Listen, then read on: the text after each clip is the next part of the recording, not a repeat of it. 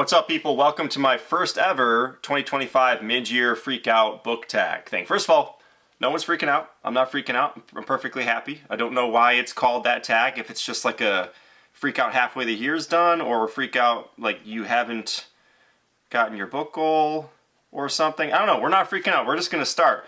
I have the prompts here. I don't know why I have them on my computer and on paper, but we're just going to get going here. Best book. So I read 59 books. Best book, you see it on top, is I feel like I don't want people cheating. Is Beartown by Frederick Bachman. I've read his lighter stuff, and when I went to read this book, I didn't expect like the twist that happens in the beginning. And I went into it blind. I'm a big fan of going into books blind, if I haven't said it already. But it was recommended, so I was like, I'm just going to go into it to start reading it. And I was like, oh, this is like a light-hearted, like, Frederick Bachman book, until I realized, like, oh man, like, stuff's going down. I can't recommend that one enough. Best sequel. This one was easy. It's Those Who Leave. Is that focusing? And Those Who Stay. This is the sequel to My Brilliant Friend by Elena Ferrante. Listen, I was never a young girl in Naples, so I don't know what it's like to have that, like, be harassed and live in that class fight war culture thing. But I loved My Brilliant Friend, and it was on that list of, if you remember that list of the New York Times, like number one of like 100 of the best books of like 2025. And even, like, that was critics, but also readers voted it really high. I love that book, so I read the second one, and it was just as amazing. I gave them both 5 stars, and yeah, that was my second one. Next one is Most Anticipated Release. I'm going to cheat here, because I don't really, like, wait for books to release, because there's, like, thousands of books. I don't want to spend $30 necessarily on a new book, so I buy a lot of used books. My dog is playing over there hard. Like, she is, like, there's, like, it's like the last play session ever. It's nuts. Anyway, back to books. Yeah, I don't buy new books a lot. I mean, I do, but, like, I don't buy, like, new releases. Like, I don't wait until, like, people have released a book. She's under the table. Hey, pup. Hi, little girl. Oh, this is more important than you. Come on, big girl. You gonna hang out with me? Okay, I love you, okay? Okay. So all that being said, people might freak out, but I'm really looking forward to reading It Ends With Us by Colleen Hoover. I am well aware of the controversy in the Colleen Hoover, and I'm also well aware that I do not care at all. Like, first of all, I like Blake Lively and I like her movies. I just want to know what the fuss is about. Like, I've been hearing all this crap for the past year and a half, like, on and on BookTube and everything. Like, Colleen Hoover is the worst, or she's the best, or whatever. I mean, people are going to be, some people might call it cop. It's going to read the book, I'm going to decide for myself. Like, I read her Verity book a couple of years ago before I even knew who the author was, and it was alright. It was kind of like a weird thriller thing, but I'm going to see what this book's about, and we're going to go from there, because I'm going to read what I want. Biggest disappointment. So there was a couple really disappointing books that I read this year, and I don't have this book, but by far the most disappointing book, because I had such high hopes for it, was Jack Kerouac's On the Road. I donated it when I read it. I think I read 3/4 of it before I DNF'd it. I'm going to look up what somebody wrote about Jack Kerouac in this, because he bragged about how fast he wrote this book, and I'm going to find this. It was Truman Capote. Truman Capote, I think it's Capote. Truman Capote famously dismissed this approach, stating, "That's not writing, it's typing." I couldn't agree more, because this book was just a rambling mess of, like, nothing. Like, if Catcher in the Rye was a terrible book, it would be On the Road. I guess some people love it and some people hate The Catcher in the Rye, so I understand, but if you like that stream of consciousness thing that you liked in Catcher of the Rye, I would hesitate before On the Road. I mean, you might like it because of that, but I loved The Catcher in the Rye, and I loved that style, and I hated it. By far the most disappointing book. Biggest surprise. That's going to be The River by Peter Heller. I got this at a library book sale, and I had never heard of it. It's a thriller, so it's about two guys in college or just out, and they're like best friends, or they've known each other forever, and they are canoeing in like the rapids, outdoor backwoods, like Deliverance type stuff area. Not that that stuff happens, it doesn't. I think in northern Canada, and there was a wildfire. I felt like I was there, and I felt like that, like hellfire was coming towards me, and I was like on the edge of my seat and like really, really like gripped by this book. And I just expected it to be, I'm not a huge thriller guy. I'll just say that. The wilderness, the description of the wilderness and the woods and the water and how terrifying it is. And there's this mystery of this woman and this guy who are fighting, and then only one of them comes back. You don't know, foul play.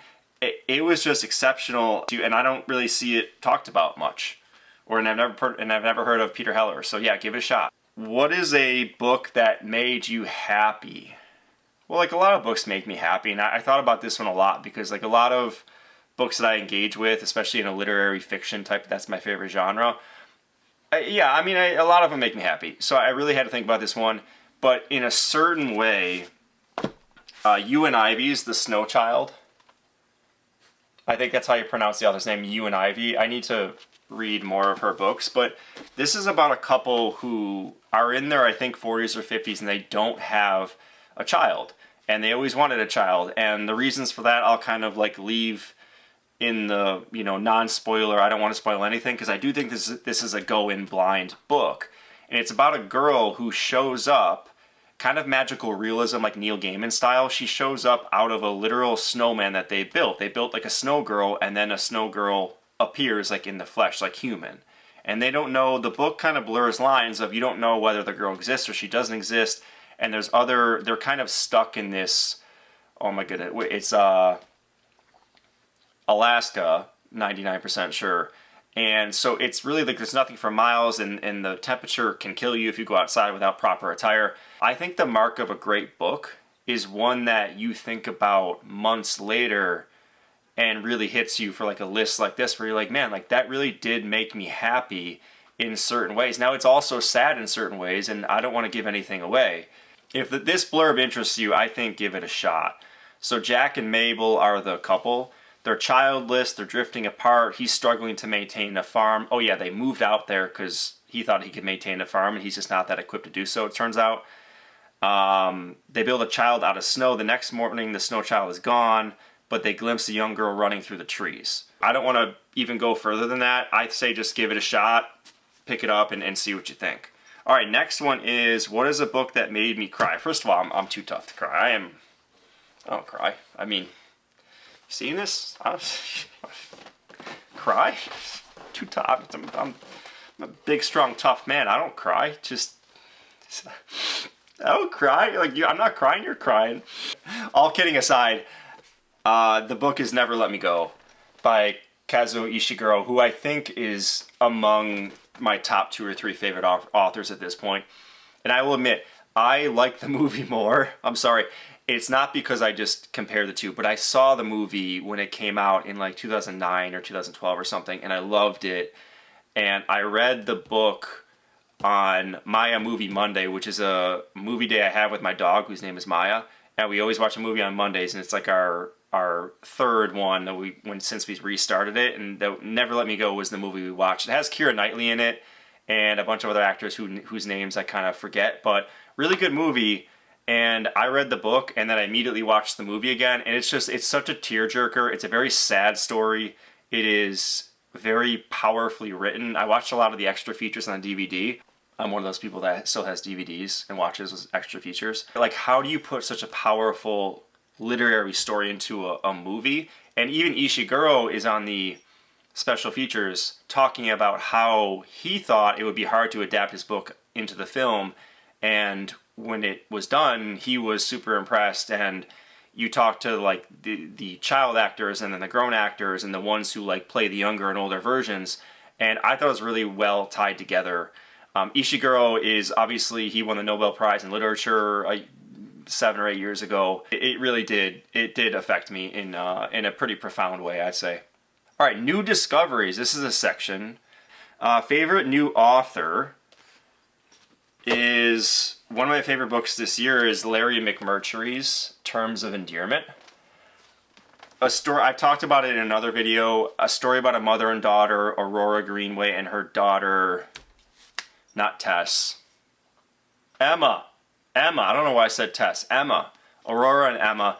They have such, the way McMurtry wrote it is like, he's going to be, like, if his other books are like this, and I have bought other books that kind of are in this universe. I bought the first one called Moving On, I talked about it in the last video, and he just writes really, really well. I guess to put it like in a way that like a layman would say it, the relationship between the mother and daughter is exceptional. It's like a longish book, but I didn't really mind. I don't know, 450 pages.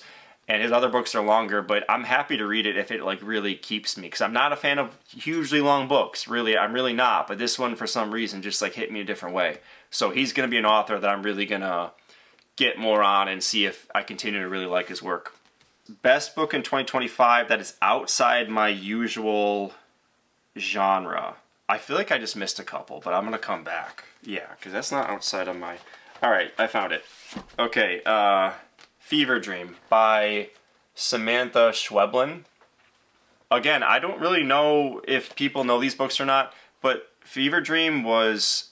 I got this at the same library book sale that I was talking about before. It's like a little like shotgun of a book. It's like 170 pages, but like it's like small, and like, you know, like the margins are like, you can hammer through it in like a day or two.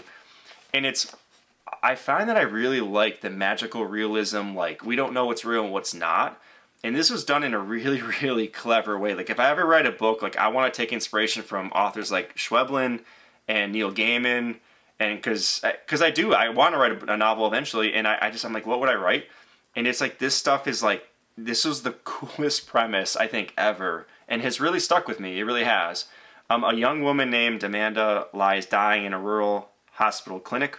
A boy named David sits beside her, but she's not his mother and he's not her kid. They tell a haunting story of broken souls, toxins, and the power and desperation of family. Fever Dream is a nightmare come to life, a ghost story for the real world. Basically, it's like, you don't know who's talking to who. There's like a shadowy voice talking to the woman in the hospital who's obviously injured in some way, but you don't know if it's physical or psychological. You don't know what happened.